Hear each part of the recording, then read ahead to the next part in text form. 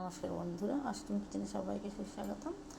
তো এখন তো প্রচণ্ড বর্ষা চলছে, প্রচণ্ড রেইনি সিজন। তো কালো কচুর শাক তো উঠেছে। আর কালো কচুর শাক ভেজ ননভেজ দুটোই খেতে ভালো। ভেজও খুব ভালো লাগে, ননভেজ যারা ইলিশ মাথা দিয়ে বা চিংড়ি দিয়ে খায় খুবই ভালো। তো বাড়িতেও আমি লাগিয়েছিলাম কালো কচুর শাক, তো তুলেছি। সেই জন্য ভিডিওটা করছি যে কচুর শাক বানাবো।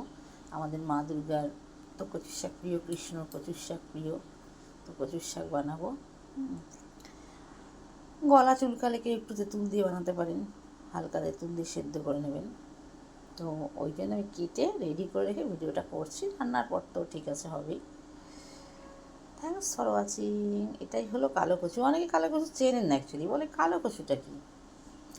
দু রকমের হয়, একটা গ্রিন হয়, একটা ব্ল্যাক হয়। তো এটা একটু লালচে, একটু ব্ল্যাক মিশ্রিত। ওই জন্য আমি ভিডিওটা করলাম দেখানোর জন্য যে কালো কচু অ্যাকচুয়ালি এরকম হয়। আর অনেকে চেনেও, সবাই চিনবে না তা না। আজকাল ছেলেমেয়েরা তো ওসব খেতে ভালোবাসে না, তাই অতটা জানেও না হয়তো।